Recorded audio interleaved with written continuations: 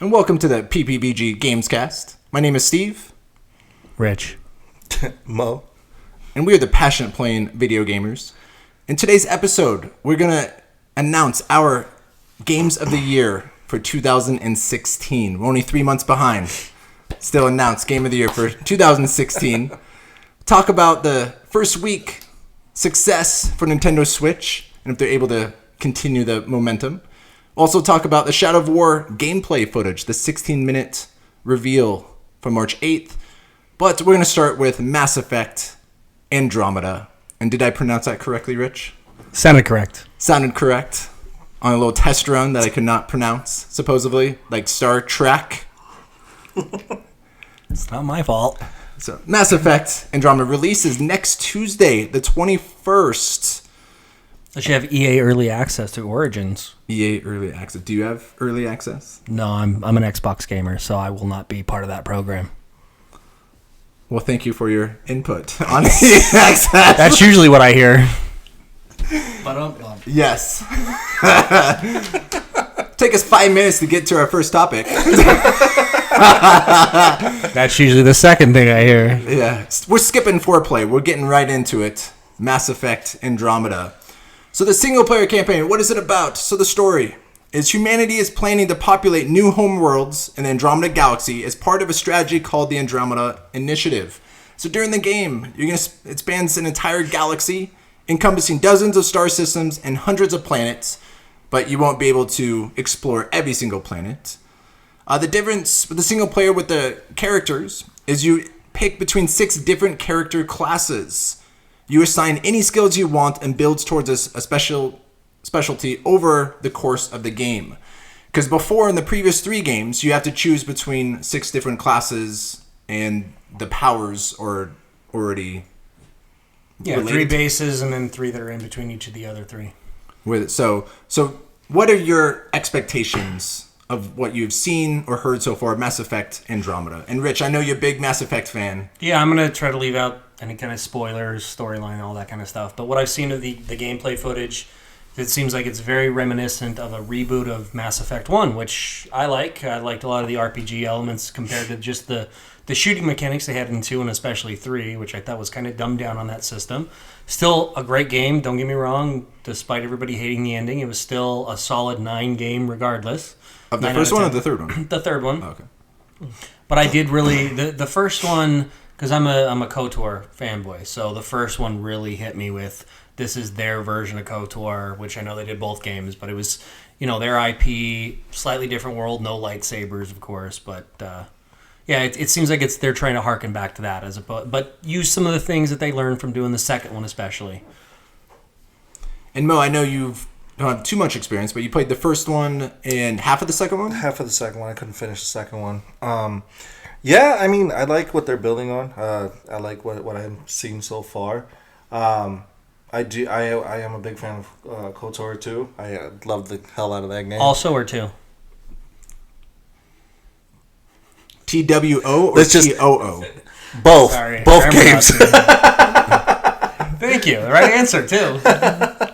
Also. Yeah, also. No, I do like where they're going with the game. I do like what I've seen so far. Watching some of the powers that they're how they're initiating and showing off the skills and some of the power sets is really interesting to me. I want to see more. That's as much as I have. I really don't have much to add on as much as Rich has. What do you think of the first game though? No, I loved it. I thought it was great. The story. Building on that storyline and just going forward with it and kind of putting that forward it was pretty amazing to me. I love the first game. I wish I finished the second one and third one actually. I'll have to go buy it on Steam and just play it on PC. I think it's gonna be the easiest thing for me. So why are you buying Andromeda? You played the first one, half of the second one.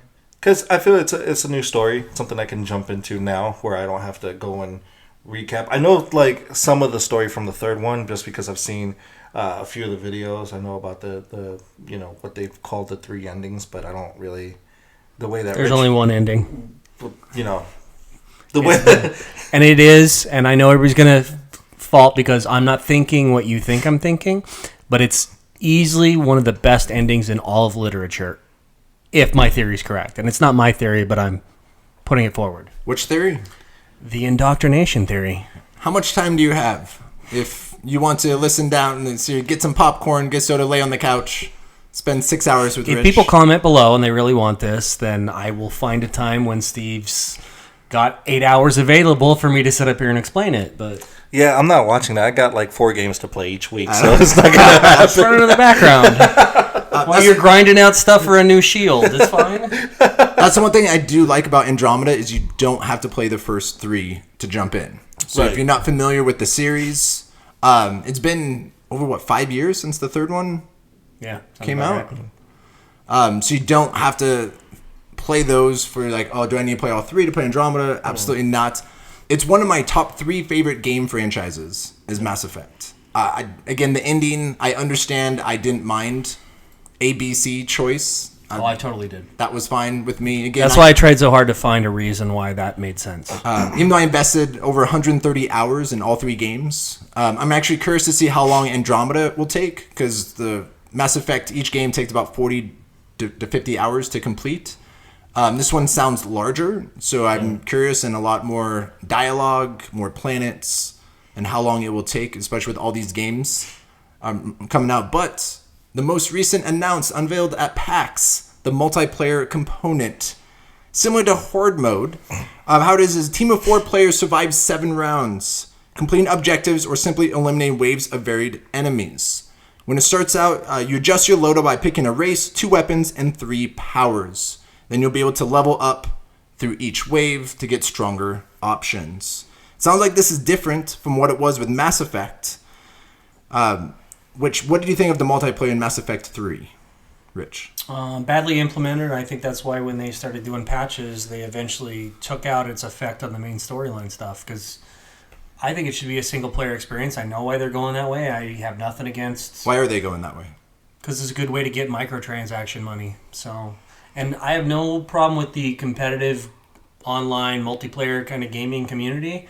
It's just not one I participated in. You're not wrong for doing that. I'm not wrong for avoiding it. It's just my particular taste. For them, I think the business decision came down to maybe we can get it in tournaments, but we can certainly get you to pay for extra packs to unlock perks. And I think that's a waste. So I know with the multiplayer you won't really partake, but Mo... I will. I'll jump in full hard. Like just that's my mode. I like multiplayer. Going hard? Like going hard, exactly. And that's why... Or go home. No, but when we talked about Destiny, you don't mind grinding for gear and loot and all that kind of stuff. Mm-hmm. Steve and I, we want to understand what's going on, so we'll probably try it. Yeah. I know Mass Effect 3, you played a lot more than I did. I finally gave up. When I finally heard that it really didn't make that much of a difference on the ending, I gave up and just finished single player. You kept going, and then when I finally told you, and you're like, really? And I remember that's when you're like, okay, I'm done. I don't need that. Yeah. Well, Yeah. I don't know. From what I saw in the multiplayer, segment that they showed, nobody gets excluded in leveling up their character, whatever character you decide to go through. Nobody's competing against each other. It's actually a team-based system where everybody gets experience, and I like that. It's a good implementation. It was done in Uncharted 4, and it worked great in Uncharted 4 for the survival mode. That it's pretty similar, and I love the hell out of the game. It's exciting. It's except Uncharted 4 is 3 people only, and then on this one it's a total of 4. So I will be jumping into that. I love co-op. Anything co-op online, I'm down for. But would you need the single player experience if the mechanics for multiplayer are there? Do you need the single player? For me, I'm buying the game for the single player experience and the story. But the fact that they're adding multiplayer is a plus. It's a bonus. Yeah, it's a bonus for me. So I can see myself switching once I'm done playing like storyline. I'm like, okay, I'm going to cut it off right here. You know what? Let me throw a couple matches into multiplayer. That's the kind of guy that I am, and I like those multiplayer games. I don't want to. I can see myself doing that with this game and not jumping to another game to play multiplayer. I can see myself going from storyline to multiplayer, get a few matches in before I even go to bed. So and then have time for Zelda, Horizon Zero Dawn, Yakuza, everything. I'm still playing everything right now, but yeah, I mean, I'm pretty excited for it. I like the implementation of it. That's just me though. And the videos that I saw that they showed over the weekend is the levels. It looks like they have a verticality because you take advantage of the jetpack. Yeah. Because I know in Gears of War, I'm not sure how familiar you are with the Horde mode with Gears of War. It's more gives many enemies on, but this verticality. You use that jetpack, trying to go up higher on the levels. The one thing I do love that Rich and I, again, the multiplayer, it does not affect the single player story in any significant way. Yeah. Is you earn unspecified rewards that you can use when sending NPC allies on strike missions in single player set in real time. So what that means is you have allies, send them out to a mission. It'll say it'll take 2 hours, 3 hours to complete. And based off your multiplayer, you'll be able to use rewards to be able to increase your success rate on those missions. But it's not going to be like Mass Effect 3, where you have to get the galactic readiness on the multiplayer to be able to choose which ending or how it affects the ending. Yeah, it'll make it easier to get higher level loot, right? Oh, that was actually a thing in Mass Effect 3? Yeah. Oh, At first, and then they patched it out. That's what I was saying. When I told him they that patched would it have pissed out, me off. No. That would have that's when pissed he me stopped off. playing, yeah. Yeah, that would have pissed me off. Because in the single player, you get as much readiness as you can, but you need the multiplayer to get the best ending at when it first launched. And you had to have over a certain number to get like the better ending. So it was one of those. A good way to get so many points was certain levels in multiplayer would give you more of a multiplier there. And, Yeah.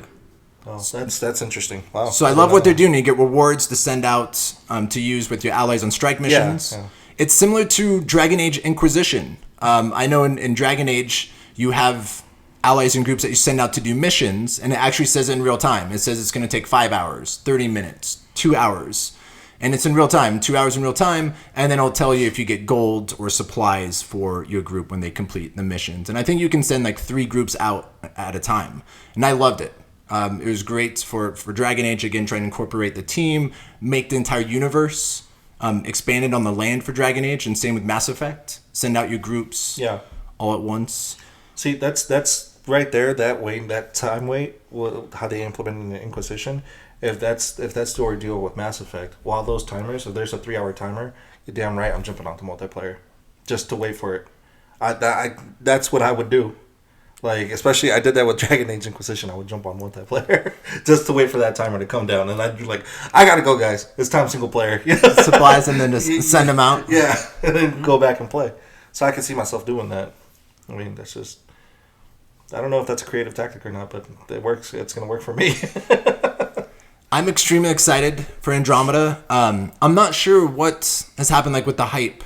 I think it's been delayed so many times that I guess I'm not too excited. I guess I'm just too stuck with Zelda. That's been in my mind. I think that's on your mind, yeah. Every single day is Zelda. I watched that first 45 minutes walkthrough, and I watched that earlier today, and I was stopping in the middle. I was by myself, and I was saying out loud, I can't wait for this game, which is an odd thing for me to do, because I usually don't Did you have a box of tissues with you while you watched? I didn't. I don't usually game like you do, but...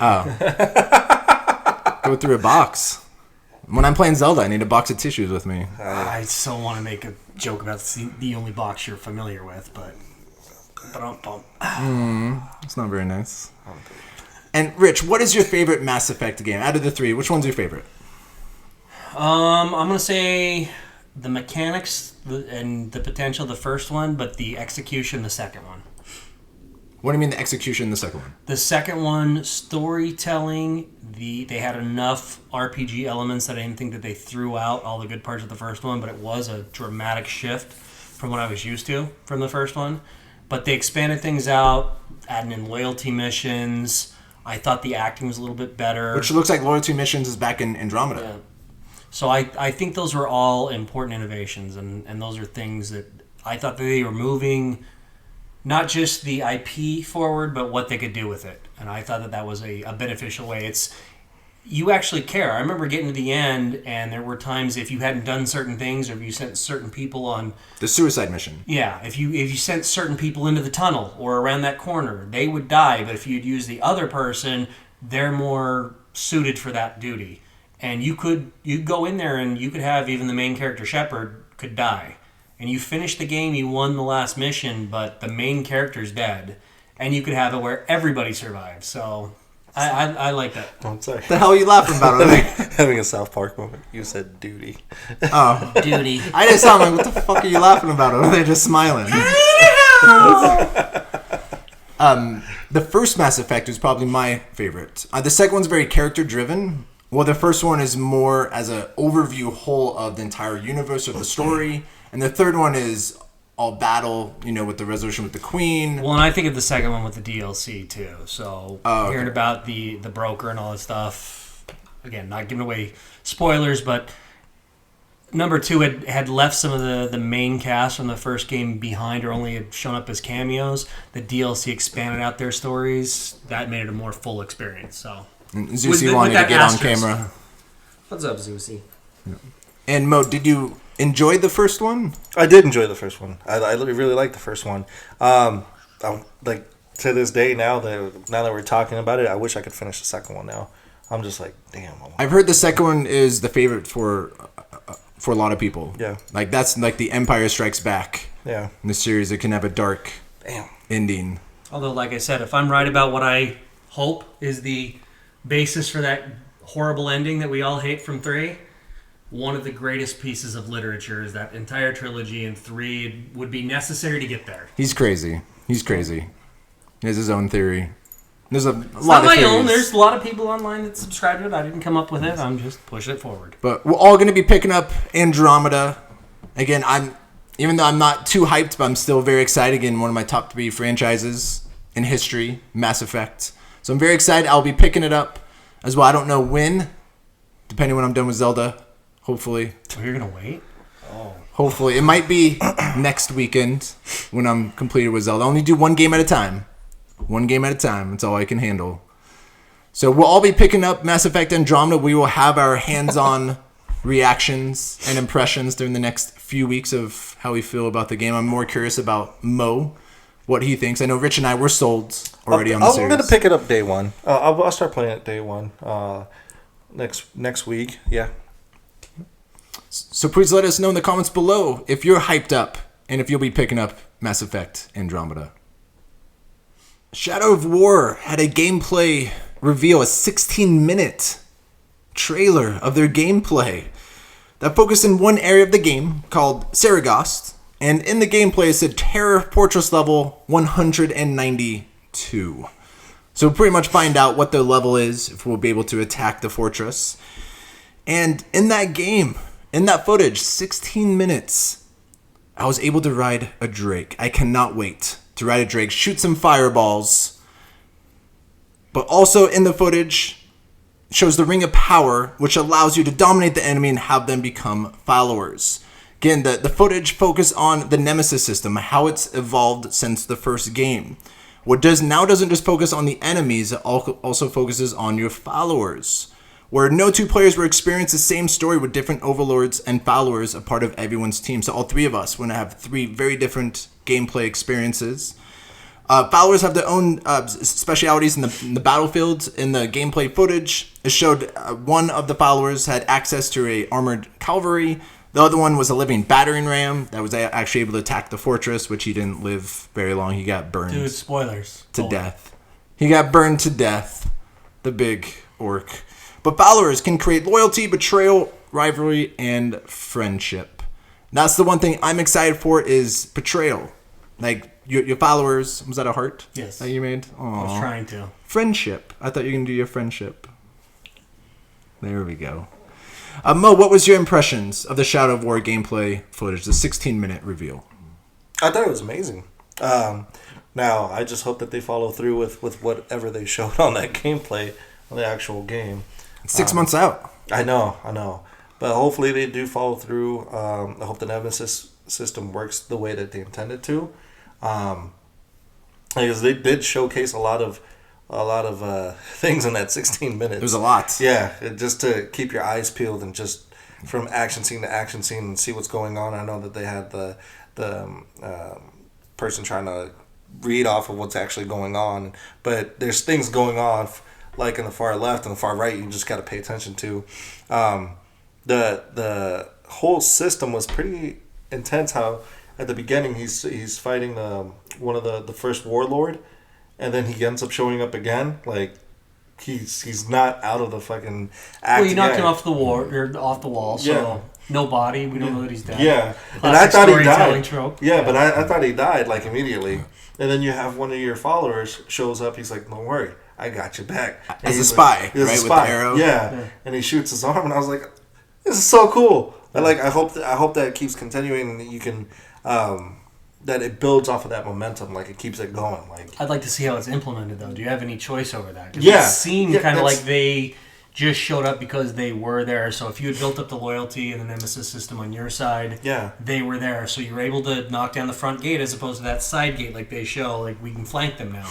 Yeah. Or you got your archer. Or in the final battle where the cavalry comes in and he attacks him. That's what I want to see. Like I want to make sure that it's not something where you just you're setting up your army to go take over this base, and then they for some reason the way that you have them ordered around or something is just random, or like it doesn't work the way that you wanted it to, and then you just got a big clusterfuck and you have to kill everybody yourself. Well, and I want to see how they implement other stuff. I'm maybe a quarter of the way into Mordor right now, so I'm a little bit behind the times. But I'm used to the open world. When they were showing, selecting that fortress, it seemed like you only have the fortresses.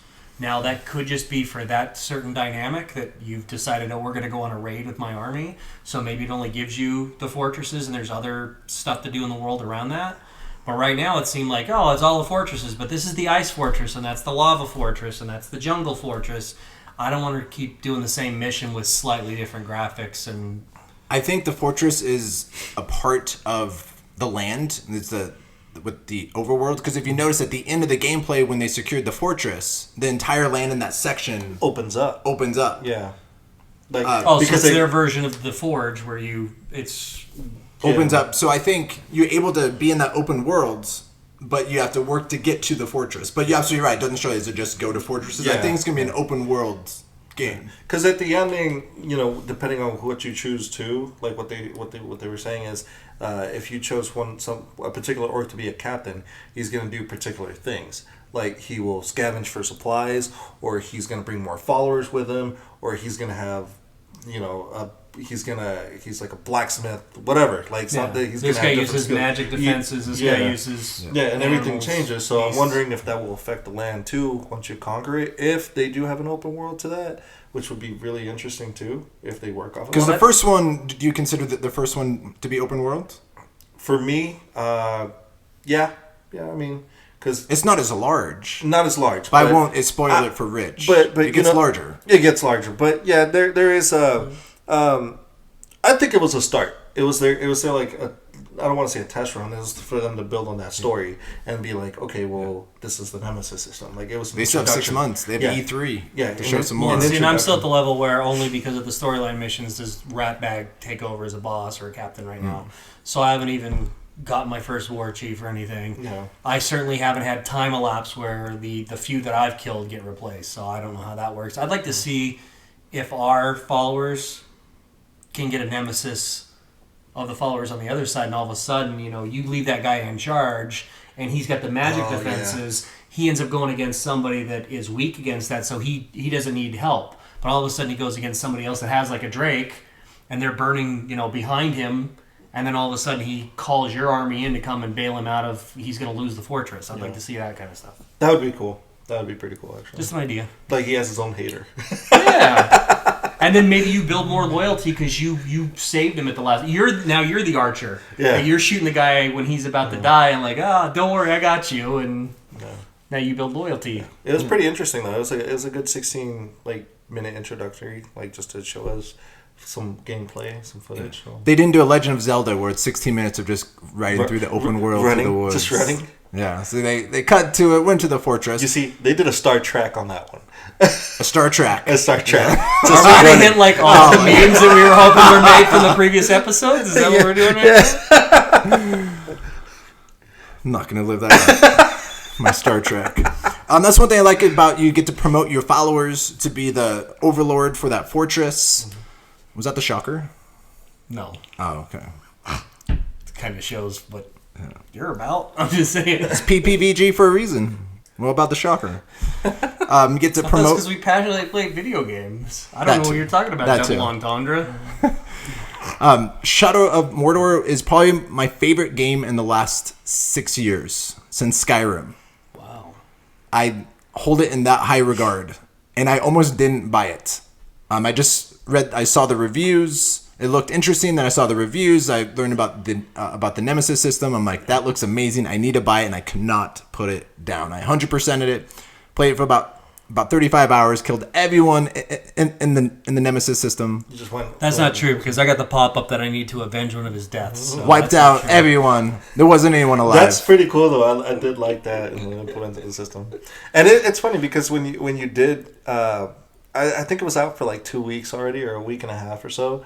And then you texted me. You said, "Hey, we should check out this game. Did you see?" And I was like, "I read the same thing like the same day." I was like, "I read the reviews. Like it's crazy. I'm picking it up tonight. Same night. I think I picked it up the same night you did, and we just dove in." Yeah. Yeah, it just blew me away. Something that I've never played before. With the Nemesis system, how each game is going to be different.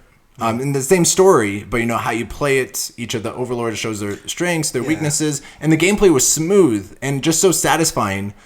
Coming home on a long day of work and just decapitating orcs for 3 hours. It's a satisfying feeling. Killing the hell out of everything. That was So violent. in so many different ways too. And is the gameplay similar to Batman, or no? I can see why people would think that. There's a lot in the fighting styles where there's nuance to the combo system, but there's enough variation, and there are a couple different tricks. Like when you've charged up your weapon, you can go for an instant kill, as opposed to when they're down, you have to go over, and that takes more time until you get that perk. So I can see where they have that similarity, but it's different enough. I'll tell you that. And I didn't mind that the land was smaller. The open world was smaller in Shadow of Mordor. I just went all the towers, trying to open up the land, and just went after all the Master Chiefs. Well, and it doesn't feel like it's Master Chiefs. You're the other chiefs, The other Chiefs. the captains, and the war chiefs. No, what's on my Chiefs, mind? Halo? I'm ready for Halo 6. No, but I'm ready for Halo 6. And you're telling me there's a bigger map to be. I'm guessing when I go through the Black Gate, it'll be a little bit more opened up.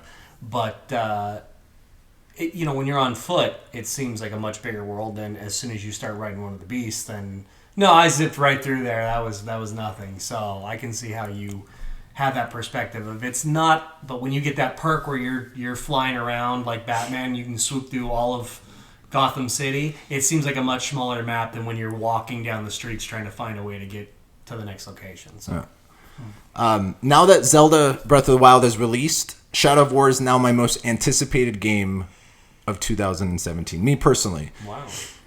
But to say I've never played Red Dead Redemption, so that's probably why Red Dead Redemption 2 isn't on it. But I will be playing that over the summer to get ready for the second one. But again, Shadow of War is my most anticipated game of 2017. I know probably Red Dead Redemption 2 is probably, besides Mass Effect.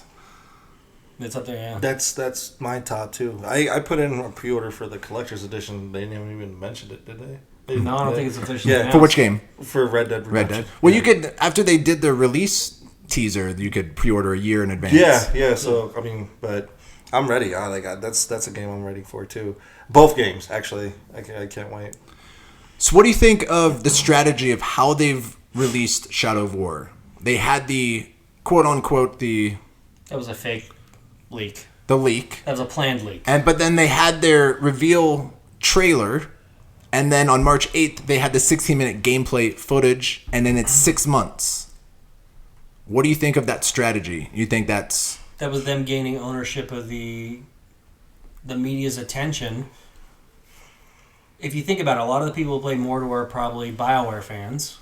So it makes sense when we're online looking for stuff about Mass Effect, or if we're going to have another, a Dragon Age 4, that you would, look, there's a new Mordor game. It kind of makes sense for that. And it's in that window, like with Rockstar, you announce stuff, but you don't really show anything until it's up there because you want to show it. But from editing these, that wasn't one of those Target accidentally released it and then they threw together a professional trailer. And Oh, well, we put this together this morning since GameSpot was talking about it all day. IGN was talking about the leak, so we threw together this 5-minute teaser, and 2 days later we're going to have a 16-minute walkthrough. No. It was planned. Let's be honest. And it's fine. It's the way we want to do it. Just be honest with us. We would have watched it, clicked it, and hit the like, subscribe, and commented below. Regardless, you don't have to lie to us and pretend like somebody at Target needs to lose their job over this whole thing. But do you think this is what video game companies should start doing? Launch trailer, a week later, 16-minute gameplay footage, releases 6 months later. I think they needed to show proof of concept that it wasn't just more of the same. Because you run the risk of you're a one-trick pony. Well, for one thing, I didn't even think that they were making a second one. To tell you the truth, I didn't. Because it's been a while. Yeah, it's been a while. So I thought it was going to be announced last E3 for a fall release. So I'm glad they gave it another year. I actually thought they would have too, but not hearing anything, and then all of a sudden they just pop up. Oh, this is, I do feel the same way that it was, it was planned. Yeah. But I'm glad that they showed something. I don't care if it was planned or not planned. Just show me something. But 16 minutes, that's a lot of footage. There's a lot that they threw in. Yeah, but everybody's playthrough is unique, is what they're saying. I think that's effective marketing, because you're saying, I don't care about showing it because you're not going to play this. You're going to play something similar to this where you go, I recognize that menu, but when you go through, you're like, oh, that's a different war chief. That's a different interior for his throne room. I used different tactics. I had a different army. I faced different captains. That's them making their point of what their selling point of the whole Nemesis system is. That's effective marketing, if you ask me. In a negative way? No, that's proof of concept. When I say, I'm going to give you something individual, and then I go, and here you go. I'll give you half hour of the experience. You're never going to see that, because your playthrough is going to be completely different, because it's all so random based on every little thing that you do. You're going to have a completely independent reaction experience to me, Mo, anybody else out there. So I'm going to show you what we went through just in this one playthrough, and you'll never feel like, oh, I already went through that. What is this, a tutorial level? You're never going to feel like you wasted your time.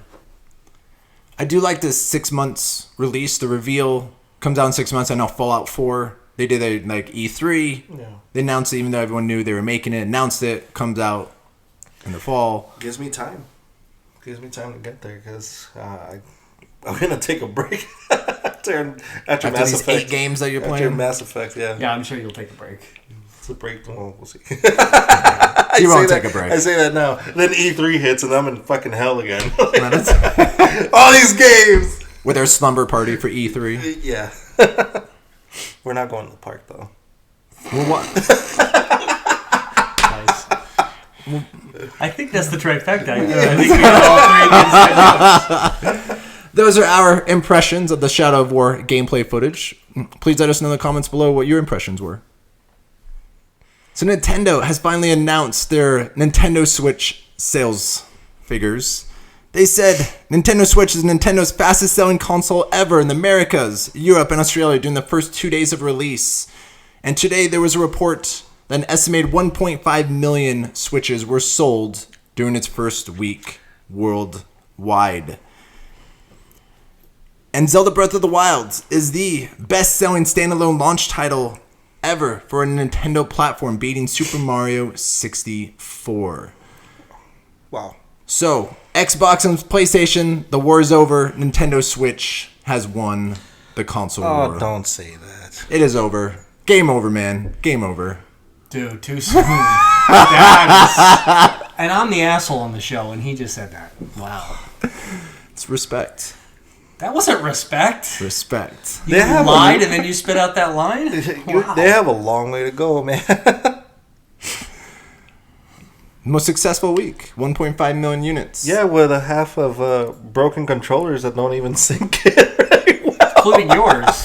It's like once every hour and a half my left Joy-Con desyncs. Yeah, so enjoy dying a lot. It pauses. The game pauses. Oh. When it does. Yeah, so that's convenient. Yeah. Yeah. And then sometimes I keep hitting the button. Like a sleep timer in case you were, getting bored of the game. It just reminds you, hey, you're still playing, right? And checking. There was a report today that said, from Super Data, said that Zelda Breath of the Wild had 89% attach rate to the Nintendo Switch. What's the real data, though? That was super data. That was I super want the data. actual data. Super data. 89% attach rate, which seems a little low. What did you buy Seems low. for the other 11% who bought a Switch? What the fuck did you buy? They probably thought there was a pack in like Wii Sports. That's why they bought the stupid thing. Stupid thing that you've never played before? You got a point. That was rude of me to say that, but He won't milk cows with me. I invite him every night to milk cows. He's gonna beat you because the I'm thing not keeps beating on sinking. anything. So The what? he's gonna beat you because the thing keeps on sinking. So I mean, Exactly, yeah. The left don't have the left Joy-Con. So Mo, what do you think of the success so far during the first week, and what does it mean for Nintendo? I hope they keep building on it. I hope they continue making progress. If they gotta release more games. It's I try to. well, once every quarter you're going to get a first party title, and you'll get 3 to 4 Nintendo titles every year, and that'll be We have worth your ARMS, investment. Splatoon 2, Mario. So you'll have Mario, and then And then that's it. yeah. We'll play Splatoon 2. We'll I play. actually think Splatoon looks interesting. I don't know much about it. Didn't play the first one, so Amazing. And Try that, with you. the multiplayer, I actually really enjoyed, and I'm not much of a person who actually plays the multiplayer. And the single player, even though it was a little short, Yeah. but the campaign was actually creative of how you become a squid, use the paint to get through. So I was a big fan of Splatoon. I can't wait for the second one. We'll play it. We'll have Rich play it with our little small Joy-Cons. We'll play you it up looking here. forward that sounds terrible with our little small Joy-Cons. With our small Is that what you- Joy-Cons. No, everybody's I'm not gonna- Joy-Cons are small. We all have adequately sized Joy-Cons. Nobody here has have a bigger Joy-Con than the others. What about you? I'm And King we can Kong, see bitch. how many balls. We can see how many balls are in our Joy-Cons. Let's see. Tail. 2. Tail. I thought you had 3. I have No. a really good physician. What? What is going on? We What are we fix that talking problem. about? What do you want? We went from Splatoon to balls. Splatoon the balls. He went there. I just followed him. What do you It's want a me to mini do? game on 1-2 Switch. So, Rich, what do you think of the sales figures so far during the first week? No, of it makes Nintendo sense, Switch? and that's what I was saying. Is that was the problem with the Wii and the Wii U especially? Is you buy the system, but you don't necessarily buy extra titles. Almost 90% of the customers that bought the system bought Zelda. That's a perfect example of Nintendo knows what they're doing with their IP, what their market is. The problem is that they're beholden to third-party vendors. They have people making accessories. They have people making other titles, and they have people that they have to compete against, and they're not competitive. This is the same problem that Sega had. Was they thought that their stuff was powerful enough, and I'm not saying Nintendo's going to end up in the same path, but it is a warning sign. I'm not saying it's a stop sign, but it's definitely a hard yield that says you might be going in the wrong way. And I'll go back to it. Going in the wrong way.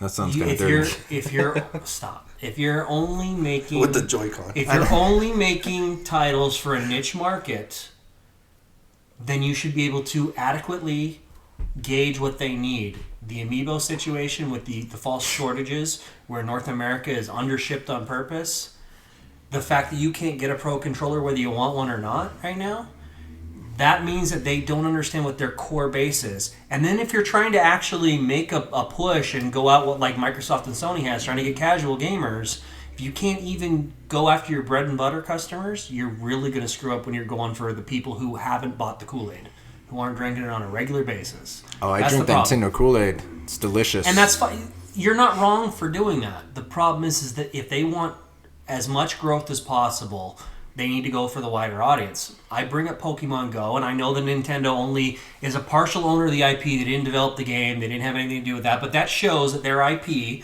their investments, their first-party titles reach to a wide market. But when people played that game and saw that it wasn't as robust as a regular game, didn't have any legendaries, didn't really have a continuing system of updated content, that went from the #1 download of all time almost to nothing. Who plays Pokemon Go now? And we're, 9 months since launch, if that?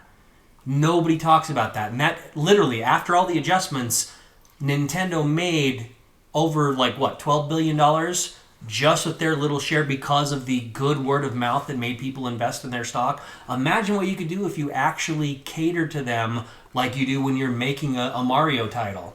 But you did that with Madden. if you did that with Skyrim, if you did that with everything else, Nintendo could rule the universe of gaming like they once did. I think they're falling behind. That's why guys like me judge them harshly, is we grew up on that. We look to them as the industry standard, and now they're a niche market where we all go, yeah, it's nice, but I'm a single guy that's approaching 40. I don't want to hang out at Disneyland by myself. It's creepy. Doesn't mean I can't enjoy it. You don't have to be by yourself. I'll be here right by your side. And again, Eating two chicken guys in their tenders. 30s hanging out at Disneyland, and we're heterosexual, or at least I am. I'm engaged. That was just a joke. I'm getting married in a few months. It's just a joke. But the fact that The jury's we would still do out, that, I that's on you. I just shouldn't do that. I'm not a homophobe. But anyways, the cut this whole thing. I'm just digging the hole. What the hell Just did this digging the go? hole.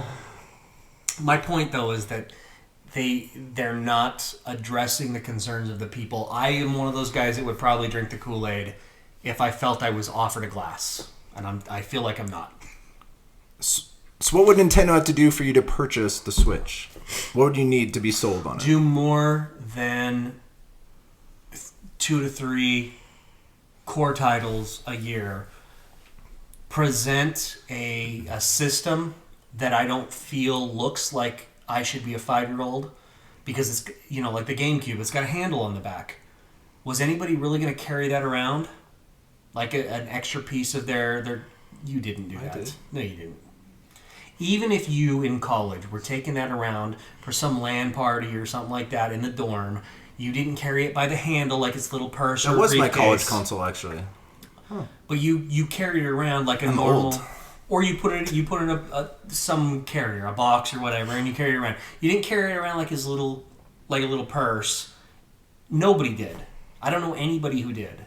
And the games that they put on some of these systems, like the 3DS, they're usually for younger players. They're not.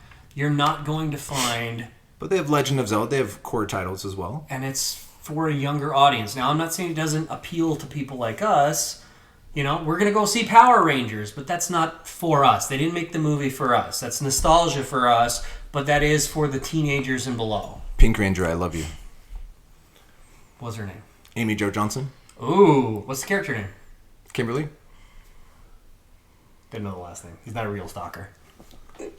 What?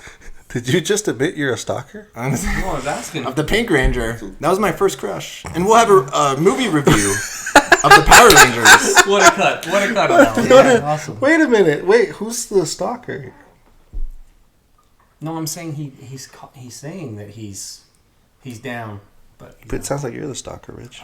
I'm freely saying I am.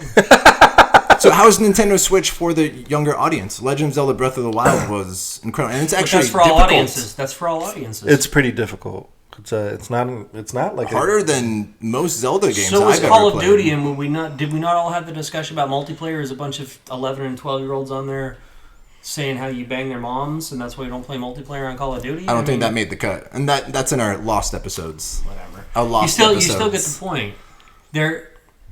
The stylistic choices that they make aren't always for the adult audience, and they're so few and far between that they don't really feel like there's anything that is new. It's hard when you put out 2 Mario titles every 5 years at least, core titles. Every Zelda game every 5 years. Well, it's hard for me to be convinced that that's something different than what I've played. I'm not getting a new experience. And the last time I really think that they went outside their norms is when they went from Metroid to Metroid Prime. Oof. I loved Prime. But then when they went from Prime to the Team Ninja version, blew up the IP. Hasn't recovered since. And that's what I'm saying is that they at Star Fox, my estimation, soon, man. they haven't Too had soon. No, since Star Fox 64, they haven't put out a good Star Fox game. My opinion. Doesn't mean it's true, but I think Star Fox game, yes. Okay. Star Fox Adventures was a that's Zelda 2 of their ripoff. core titles that they've completely killed off in my mind. Mario has been kind of Galaxy. done for Incredible. me since Mario 64. You missed out Galaxy. Galaxy. Galaxy makes a good point, but it wasn't. Again, it was kind of more of the same for me. Is how I viewed it. I played the first one. I bought the second one. Didn't actually play it. So that's what I'm saying is that they're not treating their first party stuff with the reverence that they should, or the reverence that you're giving them credit for, and their third-party support is non-existent. That's why I'm saying it's not worth it to me. Third party is non-existent, and I think that will continue with the Switch. No, but that's my point. The NES was the system. They brought us out of the brink of gaming's collapse in the early 80s. They brought us back from the brink of extinction. Stop living in the past, man. Stop living in the past. Which is why you're a Nintendo fanboy, because you're living in the past. Zelda Breath of the Wild is... Zelda Breath of the Wild could be on any system right now. The only reason you have a Switch is because it's on the Switch. If Zelda, Mario, Metroid, Star Fox were not going to be on the Switch, if the Switch was just every other title that wasn't produced by Nintendo, would you own a Switch? I don't understand. If Nintendo did not make Can't software... Halo be on any other console as well? It could, but it's not. Same thing with Zelda. It could, but it's not. So I'm asking, though, because they're not just... Everybody else is covering their third-party support. Nintendo is not. That's why I bring this up. I get where you're saying that it's a false equivalency, but Nintendo has been notorious, and it's not just this generation, it's not just the previous one or the one before that or the one before that. They've had this problem since the GameCube that they don't cater to their third-party vendors. So that's what I'm saying is if you didn't have first-party titles, would you have bought the Switch? But that's all the Switch is for the first party. That's all I play it for. But you asked me why I don't buy it is because I do have more than one company that I support. And I completely understand. And I can't get those on the Switch, or I can't get them in the form that I want on the Switch, so I don't buy the Switch. Completely Instead, understand. I throw all of Nintendo away, as opposed to buying into Nintendo and throwing out 95% of software manufacturers. So taking everything into account, the success of Zelda, again, with the supposedly 89% attach rate, which that's the only game to purchase when you bought the Switch. Taking history into account and how important Nintendo needed Switch to be successful, of how big of a clusterfuck Wii U was, is Legend of Zelda Breath of the Wild the most important launch game ever? Taking everything into account, the history, if the Switch was not successful, what might happen to Nintendo to get off this momentum, is Breath of the Wild the most important launch game ever? Mo? I think it helped them. Because if they did bad on Zelda, I could see them heading the same way as Sega. No, I disagree. If the Switch isn't successful? Yeah, I think that they have diversified enough and they have other streams of income, because the Wii U, let's all agree, was a flop. That's an understatement. Didn't even come close to making them close down. We may have wanted them to. We may have thought that it would be in their best interest. But everything that they've said and everything in their financial disclosures basically says that we're wrong. It's just how our hearts are broken that the Wii U was a clusterfuck. When it comes down to their financials, they don't need it. And like I said, if they needed to sell off their IPs to other developers, other play systems, Zelda on the Xbox and PlayStation, they could easily do that, and they would be completely back. They probably wouldn't just be back and healthy. They'd probably be the number one developer in the world. And let's be honest, they kind of are, because they've tricked everybody into buying these systems that you don't really need. So I think that they're healthy. I need my Switch. I need it hard. We'll see in 6 months after Zelda's done and there's Mario Odyssey. You don't know this coming out in 6 months. You hope. 2018 will tell of what the future of the Switch will be. 2017, I'm going to go back, though. You brought up the purpose of the launch title. If we have to wait another year to see what the effect is, what does it matter what the launch title was? As long you're as they don't already have saying that they were Treehouse. going to be able to survive until Mario Odyssey. Well, no, because if the Switch is a flop and no one buys it during the first year... Are they not going to make Mario Odyssey? Are they going to suddenly start coding it for PlayStation 4? Well, if the Switch isn't successful, they're going to be second-guessing. If the Wii U's a flop, the Switch is a flop, they're going to have to second-guess what's going to be next. If they didn't second-guess after the GameCube, if they didn't second-guess after the attachment rate on the Wii, if they didn't second-guess after the enormous flop of the Wii U, what makes you think that now they're suddenly going to go, I have a bright idea, we're going about business the wrong way? I don't get your point.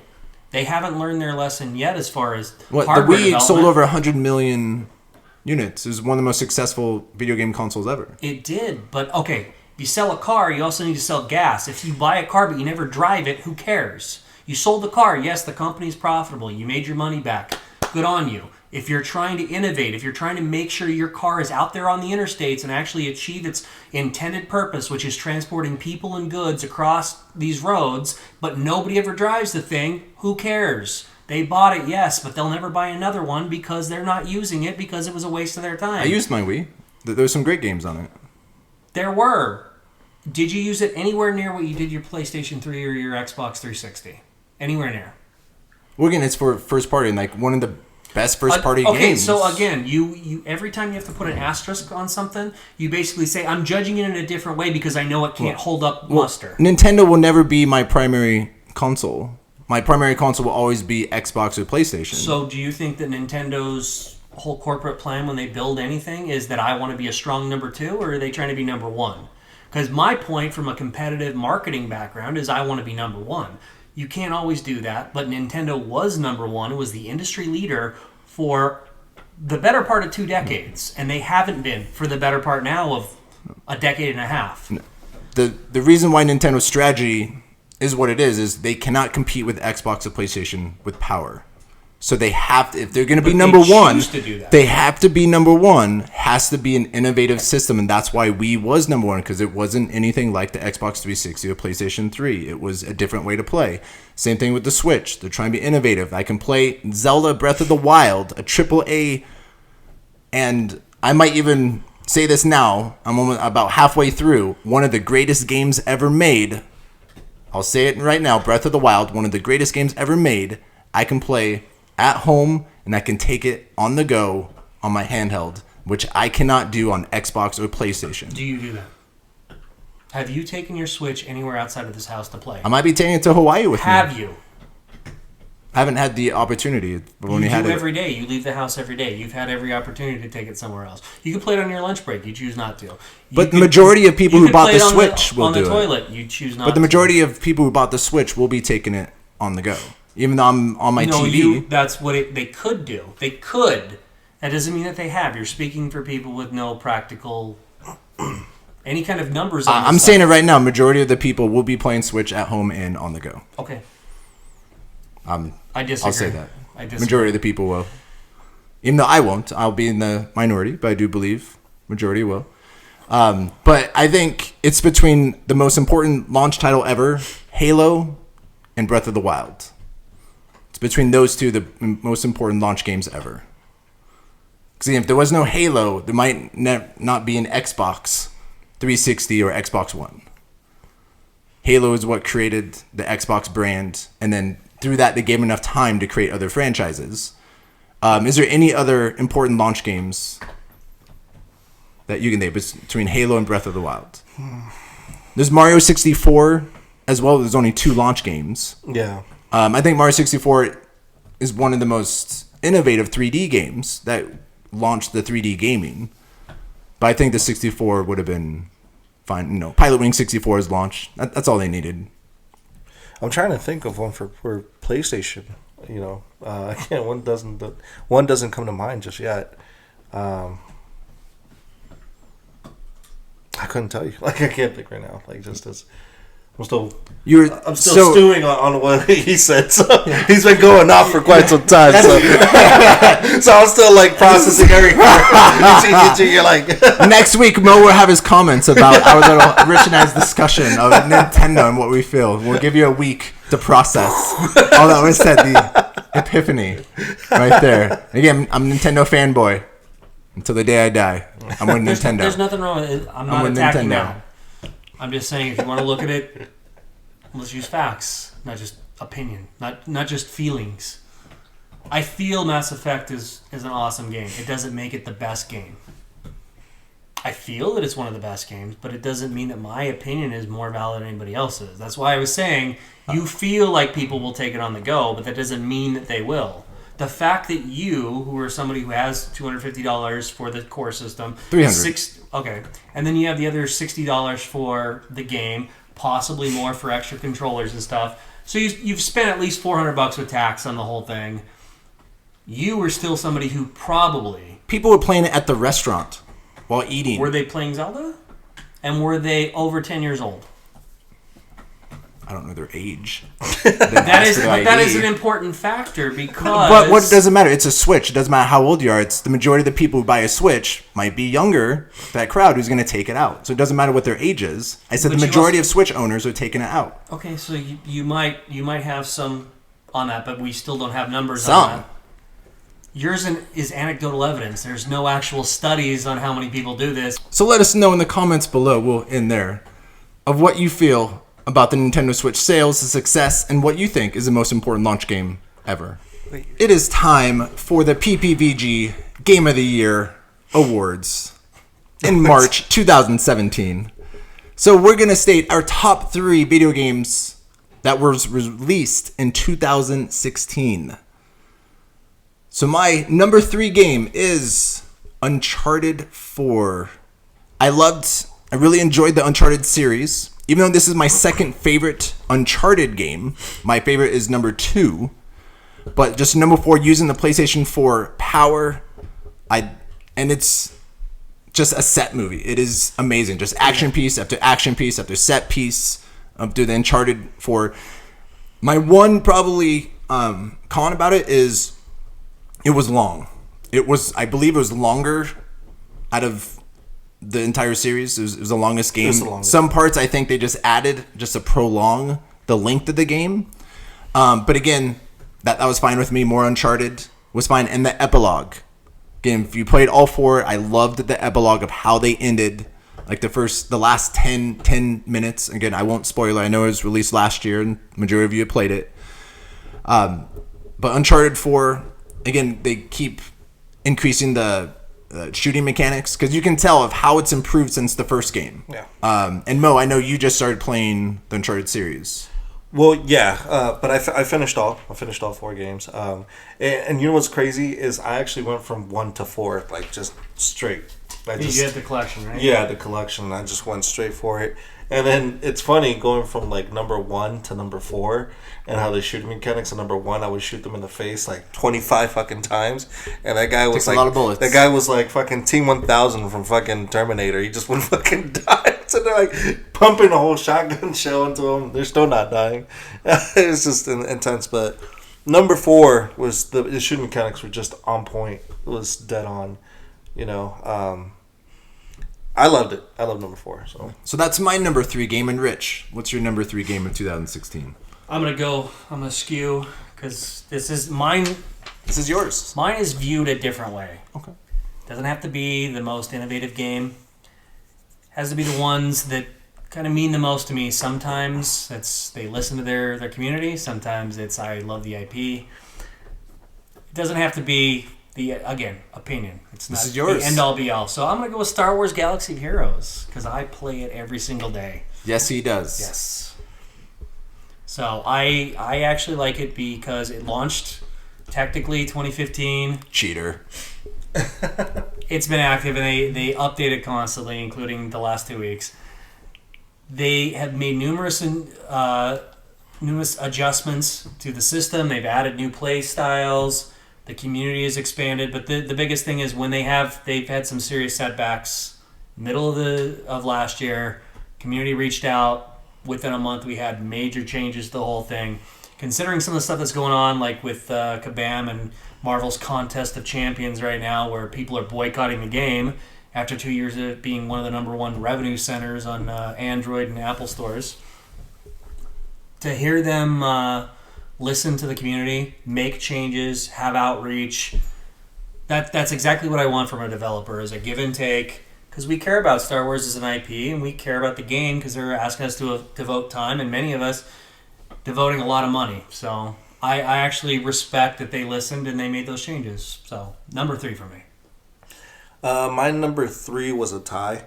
And unfortunate to say, Bunch of cheaters. It's not a cheater because I couldn't. I played both games and they both had a interesting storyline. One was more complex than the other. But my tie was Dark Souls 3 and Odin Sphere.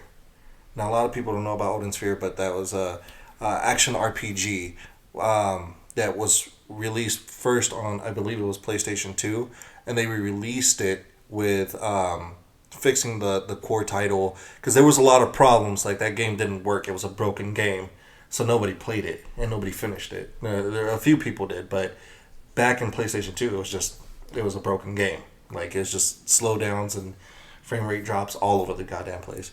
So this re-release, just it made it amazing. It's an amazing game. So it was between those two. Dark Souls is heavy for me. I love Dark Souls. I love the series. How many times did you die? A million. I heard it's like one of the hardest games ever. I think there's harder games out there than Dark Souls. Battletoads. Battletoads. That's Please make Battletoads for Xbox. We're gonna say that every episode. Yes. I need Mo and get an Xbox. But that was my tie. I mean, a lot of people may not agree with it, but This is your list. Who cares what other people think? This is your list. Yeah.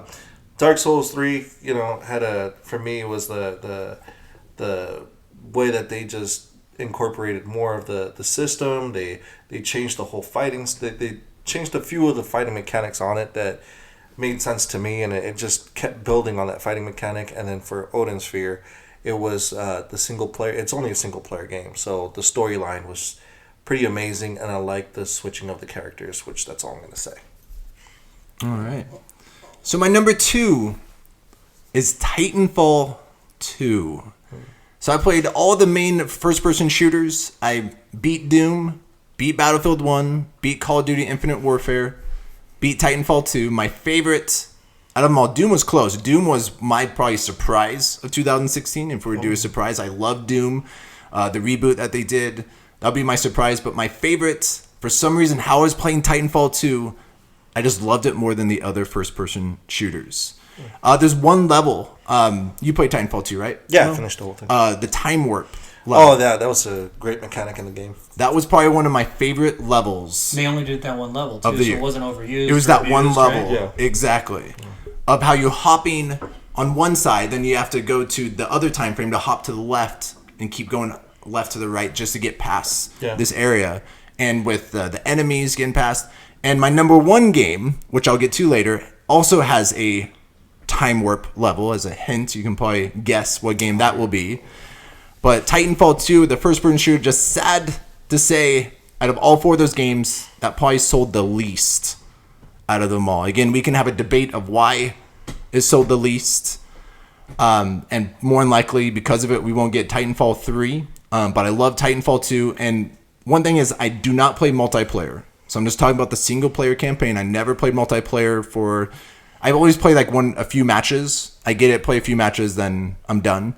But Titanfall 2 I thought was an incredible single-player experience. And getting that relationship with my mech, and again, just how they incorporated the mech into the single-player, that was my concern. And I think it was smooth.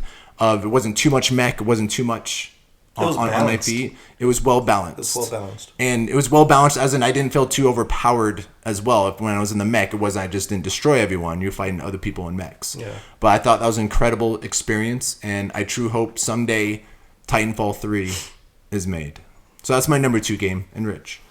I'm going to go with Batman Arkham VR. Oh. Ooh. My number 2, because I'm a Nice. huge Batman fan just in general. Surprise. Wow. And a huge fan of the Arkham series, and I'll be honest, I gave you a lot of crap when you were going to buy the VR. And As you notice, he gives me a lot of crap for things I give that everybody buy. a lot of crap, like I said. Admitted asshole, but I have good intentions. That one was a proof of concept for me. Sold me, gave me what I wanted as someone who has been playing Arkham since the very beginning. I pre-ordered the first Arkham Asylum game. Every single one after that. I actually bought Arkham Asylum twice because if you remember when it first came out on PS3, there was the specific Joker challenge maps that were only available on the PS3. So I pre-ordered it there, even though I'm more of an Xbox guy, and I eventually got Game of the Year so I could go back through and play all the other stuff on Xbox. But no, completely sold me on that world, on the technology. It was long enough that I felt that it was a valid use of my time and of the money that you were good enough to spend to buy the thing. But 500. But no, I will say that game. This is why it's on the list, is because it convinced me that my next major purchase is going to be a PS4, a VR headset, and Arkham VR. And I've already pretty much finished the game, pretty close. We got 3/4 of the way through before I got nauseous, but with the Riddlers, and there's all kinds of other stuff you can do. I completely sold all the other on that Easter whole thing. eggs that I learned from you playing. Part of that's because I knew that, but they did it in new ways even for me as an experienced Arkham player. So that's why it's up there. Well, I loved Batman Arkham. The reason why I didn't put it just for how short it was, but again, I shouldn't base a game for how short. Again, if it's an incredible 90-minute experience, Yeah, and it is incredible. Yeah. Again, I'm a huge believer in VR, and I'll sell it to anyone. But VR, I like that choice. Batman VR. Yeah, it took me. That was pretty interesting. Like I said, asshole, but good intention. That's going to be my tagline. My second one would be Uncharted 4. I predicted we would have similar. It would be similar. It's just that storyline, just man, from start to finish, it was just great all around. Non-stop. Yeah, it was pretty crazy, but I liked it. So do you think there'll be an Uncharted 5? And no spoilers. I don't want to say. I don't want to call it like an Uncharted 5.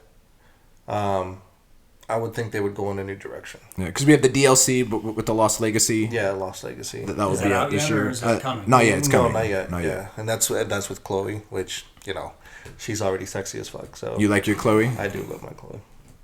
Chloe. So you have a box of tissues while you play Uncharted? We'll see. It looked beautiful. Yeah, it looked good.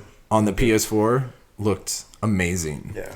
My number one game, my game of the year for 2016, Dishonored 2. Oh, wow. I really enjoyed Dishonored. The first Dishonored was a surprise hit. Yeah, you actually convinced me to buy it. It was a surprise hit. And I'm not into stealth games. I do not like stealth games. I'm more of a run and shoot, go in, spray and pray, shoot around. Isn't that what you do already? You do that all the time. Thank you. Thank you. That's why me and Mo are friends. Hey, I'm not a daddy yet. I'm not a daddy yet. What you do, you're not going to be. You got an aim, bro. Dude, close my eyes, spray and pray. He's got them armpit babies. But Dishonored 2, again, I'm not into stealth, but you give me superpowers, I'm going to have a great time. Again, if you can do stealth if you want, you can beat the game without killing anyone if you want to go that route, but I try and kill everyone in the game just using my powers in it. You get to choose between two characters, and that game probably had one of the best levels I've ever played, was the time warp. Towards the end, they had it's a large house mansion area where it's in the present time and there's enemies, and then you have to go to the past where before the mansion is a wreck, because in the present it's all grass, it's all old and destroyed, and in the present it goes where it's fresh, brand new, all the enemies, and going back and forth in this entire mansion to get through the entire level was an incredible gaming experience. I guess that's the way to my heart, is time warps. Titanfall 2, that level was amazing. Same thing with Dishonored 2.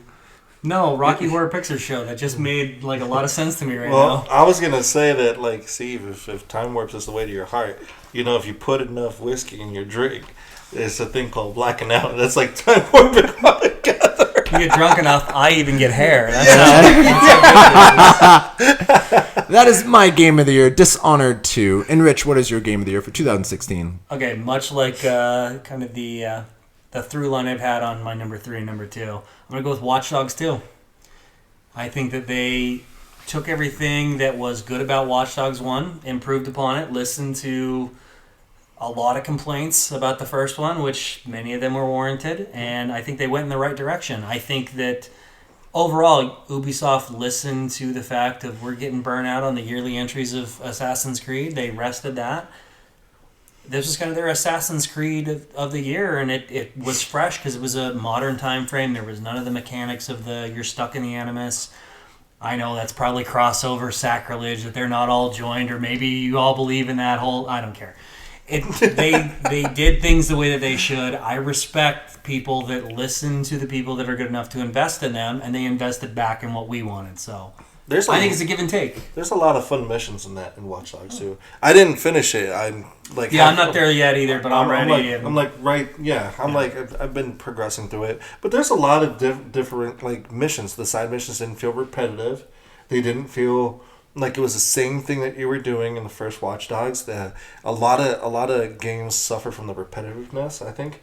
And Watch Dogs 2 implemented that like good. It's kind of what happened with the original Watch Dogs. Yeah, it was just like a lot of and with the original Assassin's Creed. Assassin's Creed 2, yeah. I loved Watch Dogs 2. It was a great game overall. I'm glad I got it. So. Well, and I like that they kind of took a little bit of the Rockstar the approach. band to try to make fun of some of the things that are going on in Silicon Valley too. You know, take some of the piss out of people. So I like that. That was pretty cool. Yeah, they did a few That's slams. An English term. Did a few slams on certain people, but it was good. And Mo, what is your game of the year? For me, it would be Battlefield 1. I figured that. It's gonna be my overall. Just the multiplayer, the storyline. The single player, was captivating to me. I thought it was an interesting approach. Yes. They did change it. I like the way that you play different soldiers and, the warring nations and what's going on and what their point of view would have been on the specific, the whole switching of the different. As we're watching my dogs do a takedown and walk away. Caught me off guard.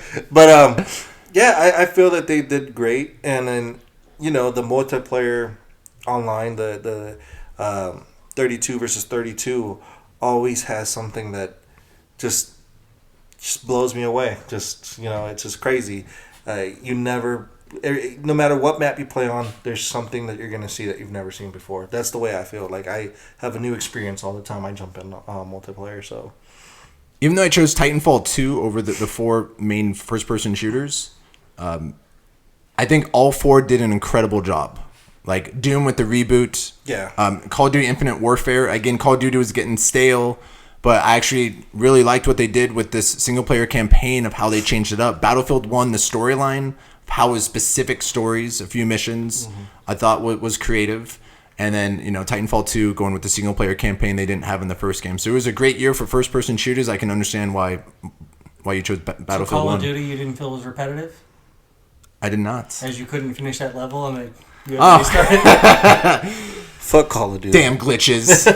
Damn glitches. No, I would have probably chosen Titanfall 2 as well. I do play a lot of Titanfall 2. I thought the story was great too. I like the implementation, great balanced work on going on foot and going into the mech, and then I like how the boss battles those were intense. Yes. I like that a lot actually, and it got you ready for multiplayer too because you're using all these different mechs, whatever. But it was good. It was a great game. So those are our top 3 games of 2016. But what's the one game that you didn't get a chance to play that might have been in that top 3? Mine is actually Watch Dogs 2. I bought it day one. I played it for about 2 hours, but then in the holidays, time happens. Didn't have time to play it.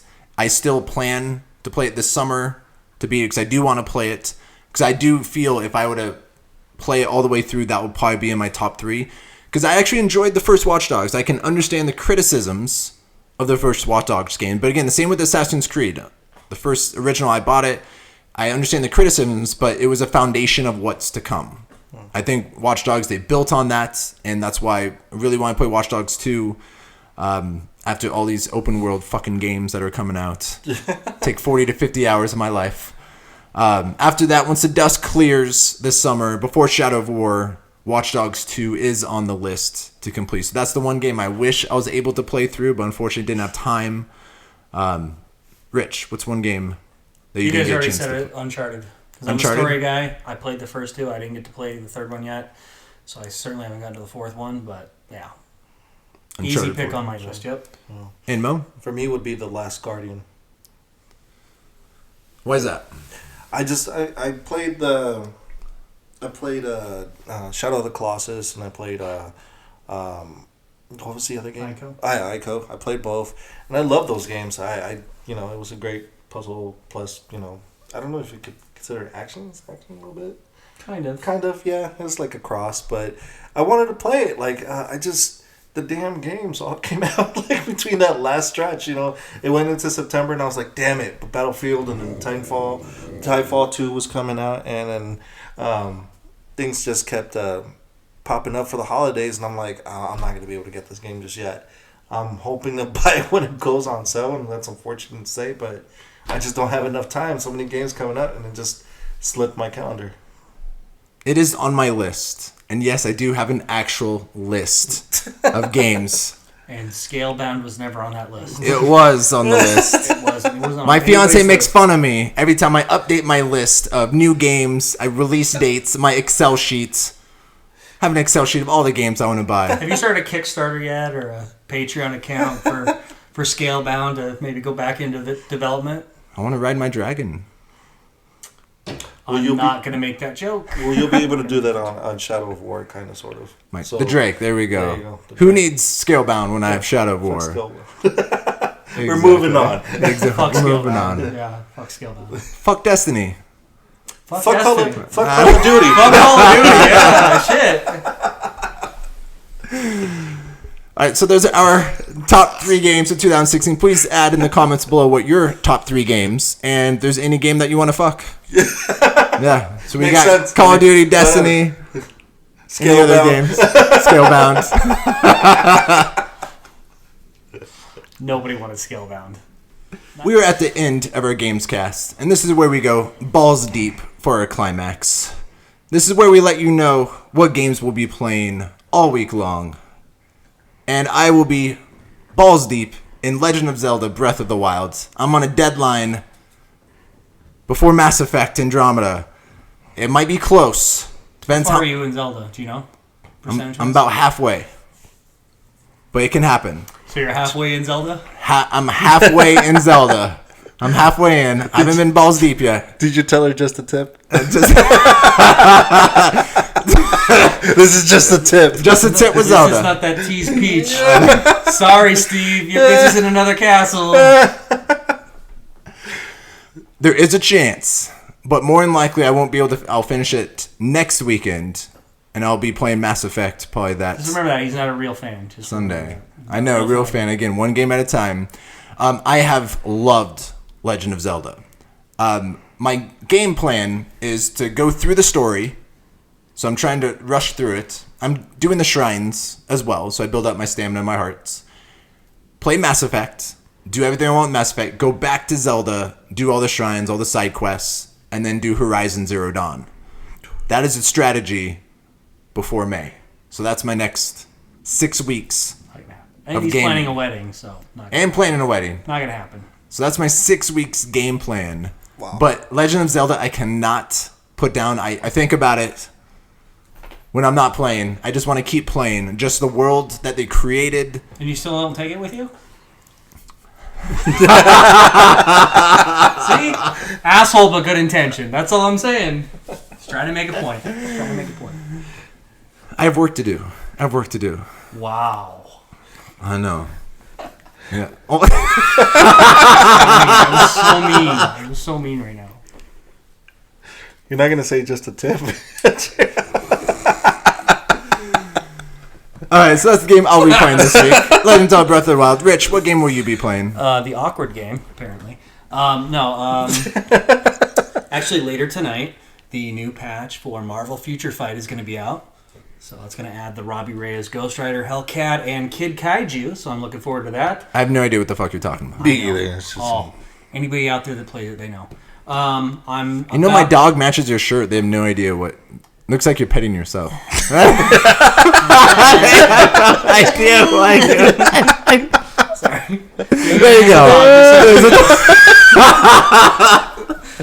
This guy's rubbing his nipples, talking about Marvel Future Fight. Wouldn't you? The Robbie Reyes Ghost Rider. Did you guys not watch that? Agents of S.H.I.E.L.D. Did you not read that? No wonder my dog loves you so much. She blends in and you get to rub Oh, I her. thought because she's a Marvel. I don't want to sit by you anymore. I'm about a quarter of the way into Shadow of Mordor, so I'm going to keep playing that and prepare for Mass Effect. You're getting launch day, right? Amazon? Yeah. You can have it shipped to you? I don't know if I'll be able to play it before we film the next episode, but I'll get it probably that afternoon or evening. We'll see if I have enough time before I come over here. Probably in 2 weeks we'll have our impressions the week after. And Mo, what will you be playing this week? Your 20 games that you have. I'm only digging into 2 this week. Yakuza 0, still playing that, and Zelda. So I'm switching between those 2. I know I'm not going to beat either game before Mass Effect comes out, but I will be picking Mass Effect up day 1. I'll play that night, and then I'll be juggling 3 games. I have a chance to beat Zelda by Monday night. By next Monday night, I have a chance. I don't know. Not gonna happen. Gave myself a chance. We'll see what happens. So those are the games we'll be playing this week. That's our episode. That's our show. Thank you for watching the Gamescast, and please let We're us so sorry. for Just Rich a tip. rubbing himself. Yes. We'll have a game. Is there a dog there or not? You know that's the thumbnail now, right? Everybody knows. I knew as soon as he mentioned that. Is there a duck there or not? Well, I'm yelling out just a tip. Just a tip. Thank you for watching. We will see you next week.